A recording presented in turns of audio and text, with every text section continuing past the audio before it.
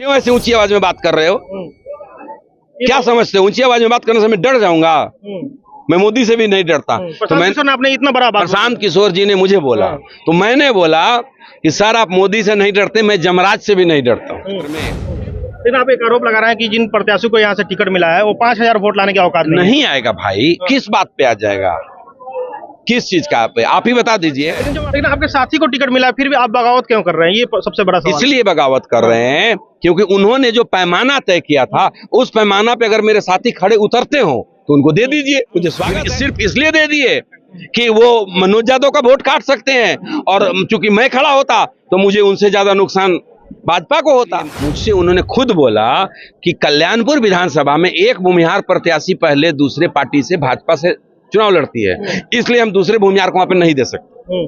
और यही मेरे लिए सबसे नाराजगी की बात है कि आप एक तरफ जाति धर्म संप्रदाय सबसे ऊपर उठ करके बिहार को बदलने की बात करते हैं और दूसरी तरफ जाति से बात करते हैं। लेकिन ये पहले टिकट बंटवारे में जिस तरीके से इन्होंने काम किया है, ये साबित करता है कि अपने रास्ते से भटक रहे हैं। भगवान करें रास्ते पर आ जाए। माना जाए कि कल्याणपुर में आप जनसुराज के बागी नेता के तौर पर लड़ेंगे? निश्चित रूप से लड़ेंगे। दोस्तों, बिहार विधानसभा चुनाव के कुछ ही दिन रह गए हैं और बिहार की राजनीति गरमाई हुई है। प्रशांत किशोर ने लगातार टिकट बंटवारे का दौर शुरू कर दिया है और इसी बीच एक प्रत्याशी को यहाँ पे संभावित प्रत्याशी को टिकट नहीं मिलता है और यहाँ से जनसुराज से बागी हो जाते हैं और लगातार एक से एक आरोप लगा रहे हैं जनसुराज पार्टी पे। और ये लगातार 2 साल से मेहनत कर रहे थे, 2 से 3 साल से। सुबोध कुमार तिवारी नाम है इनका, और इनसे बात करेंगे कि इनको टिकट नहीं मिला, लेकिन लगातार इनका सोशल मीडिया पे एक वीडियो वायरल हो रहा है। सबसे पहले तो स्वागत है। बहुत बहुत धन्यवाद। टिकट नहीं मिला, आप लगातार आरोप लगा रहे हैं कि हमने मेहनत किया था कल्याणपुर में लेकिन टिकट नहीं मिला, आखिर वजह क्या रही? देखिए, प्रत्यक्ष को प्रमाण की आवश्यकता नहीं होती। ये मैं आरोप नहीं लगा रहा हूँ, ये नंबर सब उनके पास हैं। जेएसपीटी के साथी हैं। कितना मैंने कार्ड बनाया है, कितना मैंने मेंबर बनाया है, कितना मैंने रैली किया है, कितना मैं लोगों को लेकर गया हूं, कितना लोग मेरे बात से प्रभावित हैं, ये सब चीज है।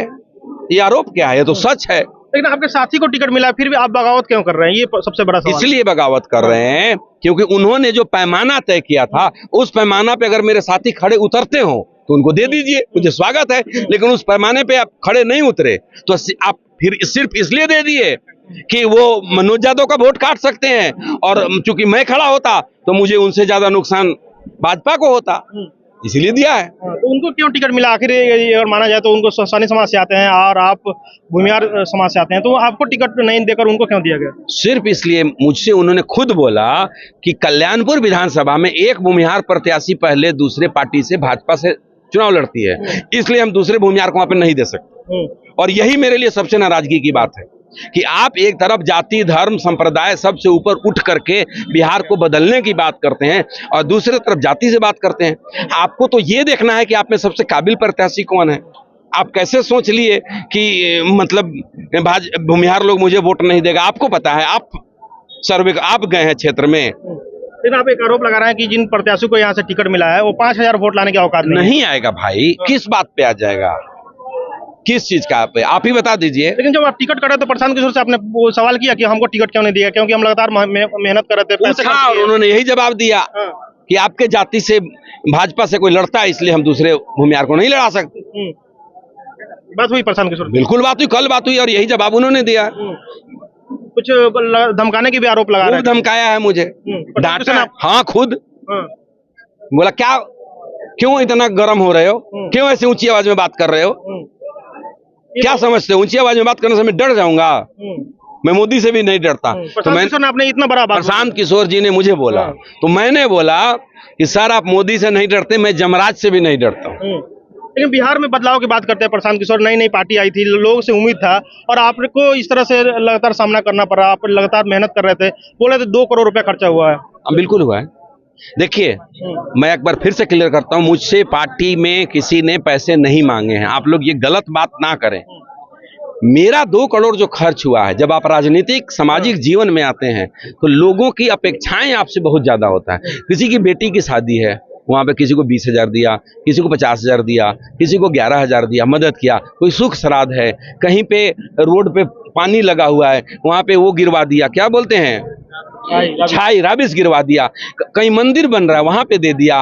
और इस तरीके से लोगों को कार्यक्रम में लेकर के जाना। जितने भी लोग कहीं पे जाएंगे तो भाई गांव का गरीब आदमी जाता है तो अपना खर्चा करके तो जाएगा नहीं, उसको मोटरसाइकिल के पैसे भी चाहिए, उसको पेट में खाना भी चाहिए, चाहिए या नहीं चाहिए।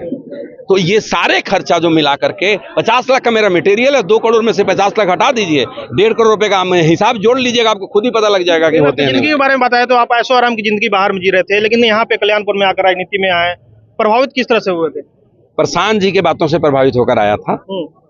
मुझे लगा कि बिहार को सच में बदलने का मादा रखते हैं ये व्यक्ति, और इसलिए इनके साथ मुझे कंधा लगाना चाहिए। लेकिन जब सिपाही खड़ा करने की जब बारी आई तो उन्होंने जब सिपाही का चयन करना शुरू किया तो इस तरीके से चयन किया जिससे उनके इरादों पे शंका होनी शुरू हो गई। जो जीतने की तरफ लेकर के नहीं जाता, जो दूसरे को जिताने की तरफ लेकर जाता मंच है। पे भाषण देते थे तो प्रशांत किशोर के बारे में कसीदे कसते थे, तारीफ में करते थे, कहते थे जयप्रकाश नारायण की उपाधि दे दी है। मैं तो आज भी बोलता हूँ, मैं तो आज भी बोलता हूँ कि बिहार की जनता अगर प्रशांत जी को अगर स्वीकार की है तो इसी उम्मीद में स्वीकार की है कि जयप्रकाश नारायण के बाद अगर कोई खड़ा हुआ है बिहार के लिए तो यही खड़ा हुआ है। लेकिन ये पहले टिकट बंटवारे में जिस तरीके से इन्होंने काम किया है, ये साबित करता है कि अपने रास्ते से भटक रहे हैं। भगवान करें रास्ते पर आ जाएं और जो करना चाहते हैं, जो एक्चुअल में करना चाहते हैं वो करें, तो मैं फिर भी साथ दूंगा। अच्छा, ऐसा लगता था कि बिहार बदलने की कोशिश जनसुराज कर रही थी, लेकिन अब आपके साथ जिस तरह से मामला हुआ है, इसके बाद क्या लगता है कि जनसुराज का क्या उद्देश्य रहा है बिहार में? नहीं, आगे क्या उद्देश्य है वो उनके दिल की बात है, वही जाने भाई, कोई ना जाने। वो क्या सोचते हैं उनका परछाई भी नहीं समझता है, ये आप उनसे प्रश्न कीजिएगा। लेकिन जो टिकट बंटवारे की समस्या है उससे यही पता लगता है कि अपने जीतने की तरफ ध्यान नहीं है, किसको हराना और किसको जिताने की तरफ ध्यान है।